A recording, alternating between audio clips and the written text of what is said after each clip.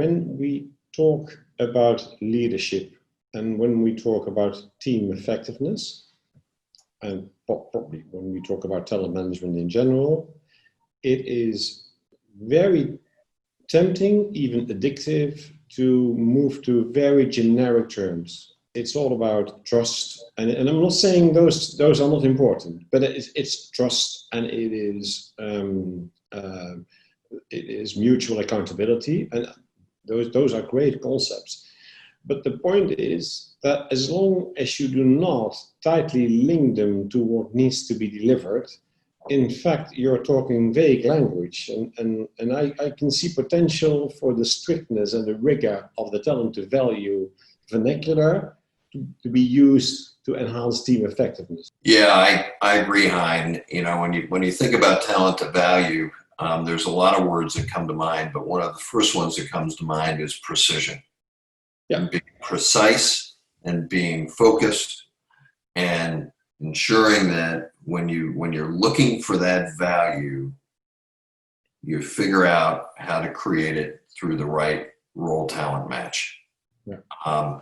And put yourself in a position where the organization wins and the individual who goes in that role wins. So, you know, that's an absolutely critical part of making the team work.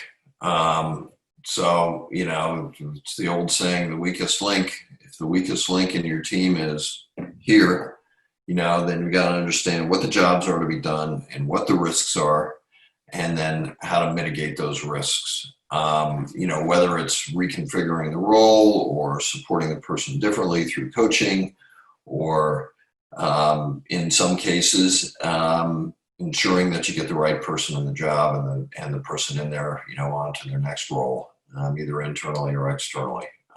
So, and that's the essence of value coaching, you know, is to understand where the risks are and then mitigate those risks. Puts you in a wonderful position that the individual can win, the team wins, and the organization wins. Because who wants to come to work and lose? Nobody. Yeah, you're right. Nobody. Right. There's yet another perspective, which is there's only so much you can do. So you have to be selective in what you take on. And if we go back to the role talent card, we've got those no more than 5 jobs to be done, and of each job to be done, and it's all those are all very granular statements. In each job to be done, we also indicate the percentage that they are going to contribute to the value that is going to be created by that role.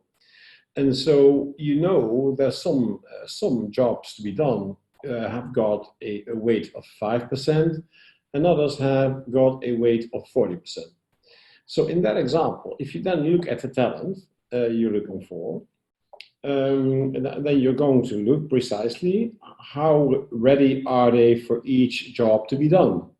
And then you know beforehand that if a talent is not ready for the job to be done with a weighting of 5%, that's fine. We'll manage that as long as they are ready for the job to be done with a weighting of 40%. The other way around, I would never advise. Like, hey, sorry, if the candidate is perfectly ready for the job to be done with a rating of 5%, but is not ready, put them on with 40%, just think twice before you take that talent for the role. In team, you exactly have the same thing. There are those jobs to be done that are just less important than others jobs to be done. And if you look at the risks that come with those jobs to be done, then there are some risks which you can blissfully say, fine, leave it. We're going to focus on the 1 or 2 risks that are essential for what the team needs to deliver. So you don't need, as a consequence, you don't need to put together all-encompassing team effectiveness programs. You just focus on what needs to be done.